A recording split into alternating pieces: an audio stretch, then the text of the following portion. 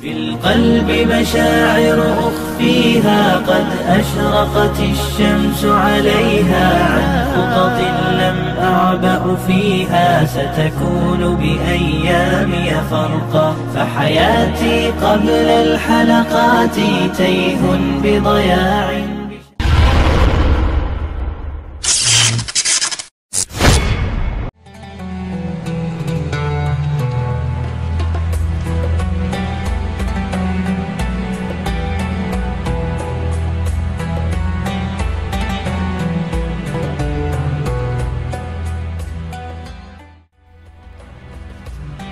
Assalamualaikum warahmatullahi wabarakatuh. Dia adalah wanita mulia. Kemuliaan yang dicurahkan dengan berpuasa dan sholat malamnya. Kemuliaannya itulah yang membuat dirinya tetap berdampingan dengan orang paling mulia, Rasulullah Sallallahu Alaihi Wasallam. Namanya adalah Hafsah binti Umar bin Al-Khattab bin Nufail bin Abdil Al-Khuraisi Al-Adawiyah. Ya, dia memang putri dari Khalifah Umar bin Khattab. Ibunya bernama Zainab binti Mahtun. Adapun Hafsah dilahirkan 5 tahun sebelum masa Rasulullah Sallallahu Alaihi Wasallam diangkat sebagai nabi. Hafsah merangkai kisah hidup dalam ikatan pernikahan dengan Kumais bin Huzafa As-Sami. Suaminya tersebut dikenal sebagai seorang sahabat mulia yang turut terjun dalam perang Badar. Akan tetapi kebahagiaan itu harus berakhir. Kumais menderita luka parah dalam perang Uhud dan meninggal dunia di Madinah. Hari-hari terus berganti dan mesti dilalui seorang diri tanpa sang suami di sisinya. Kesedihan tak bisa disembunyikan dari wajahnya. Khalifah Umar terus memperhatikan putrinya yang sedang bersedih dan hatinya pun ikut pilu.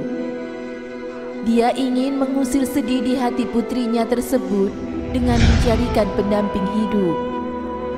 Lantas, terlintas di pikirannya yakni sahabat mulia Abu Bakar As-Siddiq.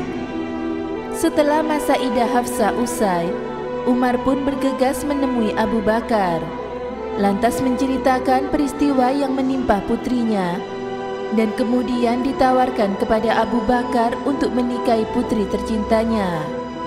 Akan tetapi Abu Bakar tidak memberikan jawaban. Umar kecewa dan langsung meninggalkan Abu Bakar. Dari situ Umar menemui Utsman bin Affan yang juga baru kehilangan kekasihnya Ummu Kulsum, putri Rasulullah Sallallahu Alaihi Wasallam. Sama halnya dengan Abu Bakar, dia menceritakan tentang putrinya dan menawarkan Utsman untuk menikah dengan putrinya. Tetapi Utsman terdiam dan memberikan jawaban, "Kurasa aku tidak ingin menikah dulu hari-hari ini." Umar kembali kecewa. Dengan penuh gundah, Umar menemui Rasulullah. Diungkapkan segala yang dialaminya dan tersenyum Rasulullah lantas berkata, "Hafsah akan menikah dengan orang yang lebih baik daripada Abu Bakar dan Utsman, dan Utsman akan menikah dengan seseorang perempuan yang lebih baik daripada Hafsah." Tak disangka Rasulullah pun meminang Hafsah. Tak terkira betapa gembiranya Umar. Seusai menikahkan Rasulullah dengan putri tercintanya, Umar segera mendatangi Abu Bakar untuk mengabarkan peristiwa besar yang dia alami sebagai suatu kemuliaan dari Allah diiringi dengan permintaan maaf. Abu Bakar tersenyum mendengar penuturan Umar. "Barangkali waktu itu engkau sangat marah padaku. Sungguh aku tidak memberikan jawaban karena aku telah mendengar Rasulullah menyebut-nyebut Hafsah. Akan tetapi, aku tidak ingin menyebarkan rahasia beliau. Seandainya Rasulullah tidak menikahinya, pasti aku akan menikah dengannya." Demikianlah ungkapan Abu Bakar. Pernikahan tersebut berlangsung pada tahun ketiga Hijriah dan usia Hafsah saat itu adalah 20 tahun. Sejak saat itu, Hafsah hadir dalam rumah tangga Rasulullah SAW setelah Sayyidah Aisyah radhiyallahu anha. Di tahun yang sama, Rasulullah SAW menikahkan Utsman bin Affan dengan putri beliau, yakni Ruqayyah. Dalam perjalanan menapaki rumah tangga bersama Rasulullah, tercatat kisah yang menguratkan sejarah besar. Dari peristiwa itulah turun ayat dalam surat Al-Tahrim sebagai teguran dari Allah Subhanahu wa taala. Berawal dari singgahnya Rasulullah di rumah Zainab binti Jaksi, beliau bertahan beberapa lama karena menikmati madu yang dihidangkan Zainab. Dan ketika mendengar hal itu, meluaplah kecemburuan Sayyidah Aisyah. Dia mengatakan hal itu kepada Hafsah. Kemudian Sayyidah Aisyah dan Hafsah bersepakat apabila beliau menemui salah satu dari mereka berdua, hendaknya dikatakan bahwa beliau telah makan buah magafir. Inilah yang dilakukan oleh Sayyidah Aisyah dan Hafsah, sehingga Rasulullah mengatakan, "Aku tidak makan buah magafir. Aku hanya minum madu di tempat Zainab, dan aku tidak akan mengulanginya lagi." Tak hanya itu yang terjadi, peristiwa lain juga mengiringi ketika Rasulullah mendatangi budak beliau, Maria Al-Qibtiyah, di rumah Hafsah. Kecemburuan Hafsah pun membuncak dan ia berkata, "Ya Rasulullah, engkau lakukan hal ini di rumahku, di atas tempat tidurku, dan pada hari giliranku." Rasulullah segera meredahkan kemarahan Hafsah. Beliau menyatakan bahwa sejak saat itu Maria haram bagi beliau. Tak lupa, beliau berpesan kepada Hafsah agar tidak menceritakan apa yang terjadi pada siapapun. Namun Hafsah tidak memegang pesan Rasulullah SAW. Dia mengungkapkan peristiwa itu di hadapan Sayyidah Aisyah.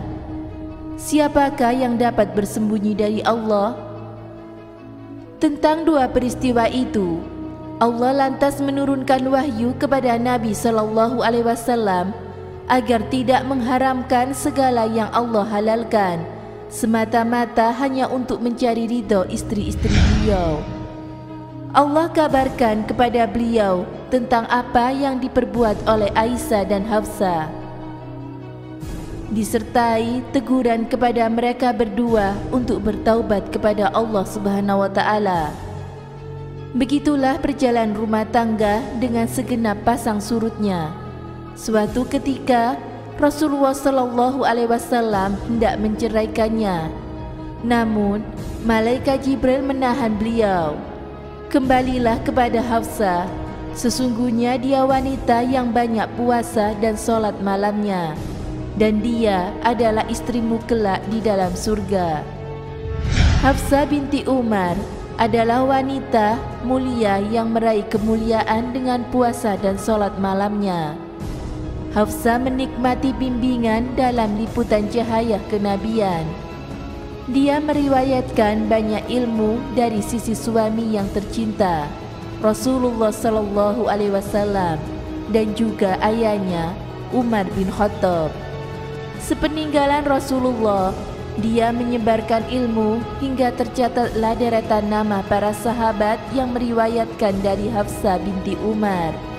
Di antaranya adalah Abdullah bin Umar, saudara laki-lakinya. Pada tahun ke-45 setelah Hijriah, pada masa pemerintahan Muawiyah bin Abi Sofyan, Hafsah binti Umar kembali kepada Rabbnya.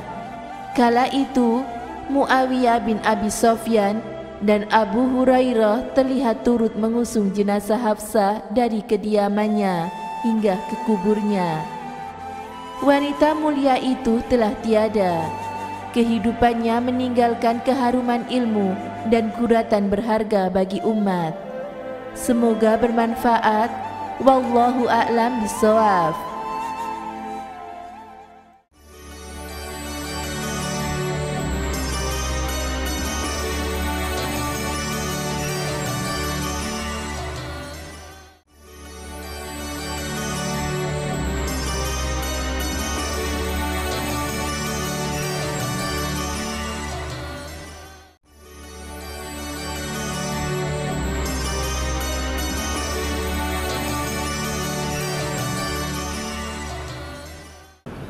Assalamualaikum warahmatullahi wabarakatuh.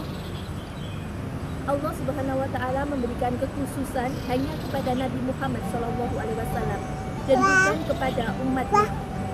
Kekhususan itu adalah Rasulullah SAW beristrikan banyak, yaitu 9, namun ada riwayat lain yang mengatakan 11. Tujuan Allah menikahkan Rasulullah dengan banyak sekali wanita adalah agar sunnah-sunnah ketika Rasulullah di rumah itu yang tidak tampak bisa tampak dan bisa diriwayatkan secara utuh. Karena istri Rasulullah memiliki peran yaitu menyampaikan sunnah-sunnah Rasulullah ketika ada di rumah. Jika Rasulullah SAW hanya menikah dengan 1 atau 2 wanita saja, maka riwayat-riwayat Rasulullah yang ada di rumah ataupun sunnah-sunnah Rasulullah yang ada di rumah yang akan disampaikan hanya sedikit. Itu sebabnya Allah memberikan kekhususan kepada Rasulullah SAW.